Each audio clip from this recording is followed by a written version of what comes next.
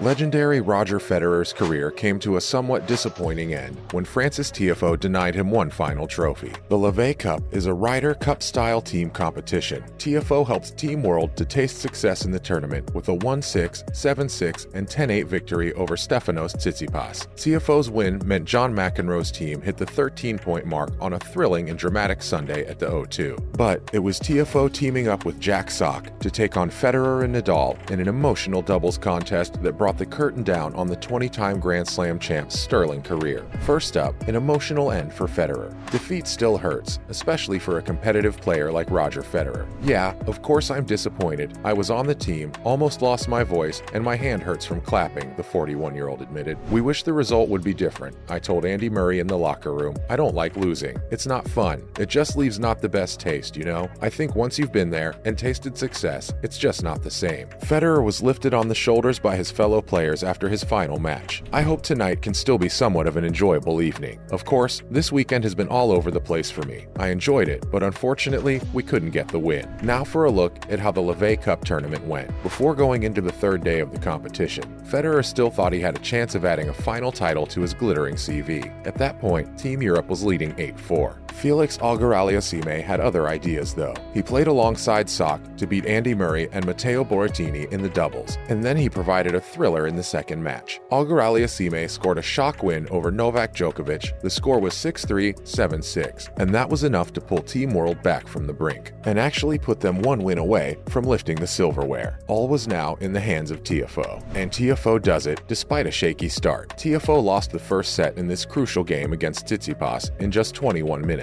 But the Greek could simply not maintain his charge, and after a marathon tiebreaker in the second set, the players returned for a third set. The third set delivered a 10-point tiebreaker and ultimately clinched the trophy. Tiafoe held his nerve and produced textbook tennis. He made a drop shot from behind the baseline and defended 4 match points to put the historic win in the lap of Team World. This, unfortunately, spoiled Federer's farewell. So, what did the players have to say? First up was Tiafoe. He said, "Federer has got a lot to apologize for after the last 24 years of beating everybody on the tour." Federer was quick to quip back, saying, "No, I won't apologize, but I will say thank you for having me in this amazing event. You know, what he's done for the game, also say thank you for what he did for the game. He's a class act, happy to know him, happy to call him a friend, happy to call him a colleague, and best wishes in his second act, but I will not apologize." Also, other greats are about to call it quits. John McEnroe is not going to be around for much longer either. He said the Laver Cup in Vancouver in 2023 will be his last. Bjorn Borg said the same. In an interview, he stated, "I think that it will probably be the same for me.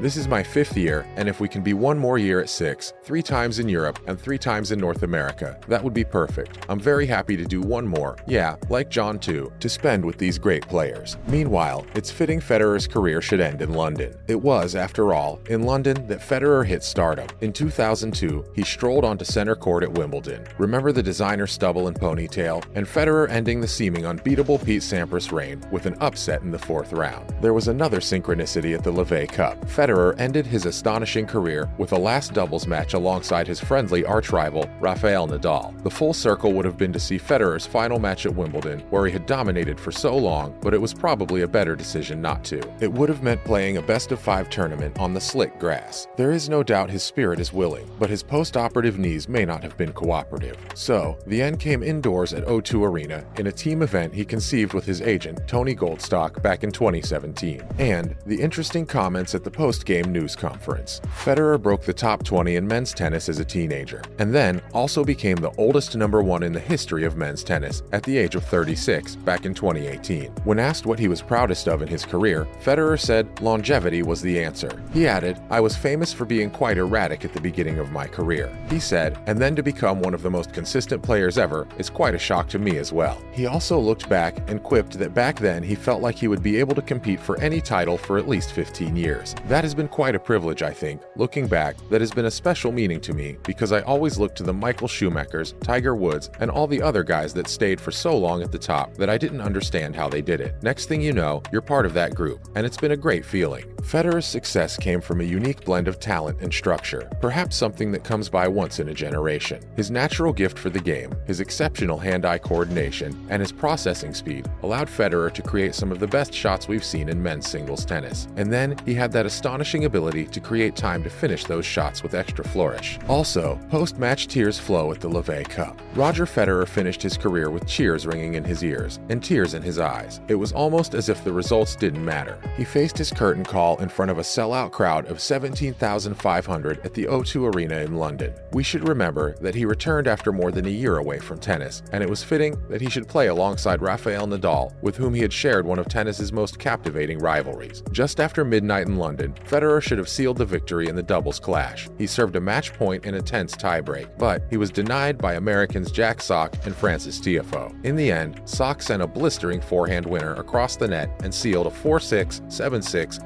and 11-9 win for Team World. There was a stunned silence in the crowd, and then everybody rose as one to salute the 41-year-old swan song. His sportsmanship, elegance, and charisma transcended sport during a spectacular 24-year career. Federer produced moments of his trademark magic during a fiercely contested duel and kept his emotions in check. Ellie Gould sang to an on-screen montage of Federer's on-court achievements over the years, and that was the moment where the tear ducts opened, among the players and the crowd. And what about his family? When Federer's wife, and his kids, Leo, Lenny, Mila, and Charlene hugged him after the match, everybody cried. The same when he took his parents in his arms. "We'll get through this somehow. It's been a wonderful day. I told the guys I'm happy, not sad," said Federer. "I enjoyed tying my shoelaces one more time. Everything was the last time. Playing with Rafa and having all the greats here, all the legends." He couldn't keep the quiver from his voice when he thanked his wife. "She could have stopped me a long, long time ago, but she didn't. She kept me going and allowed me to play. So it's amazing. Thank you," he said. And finally,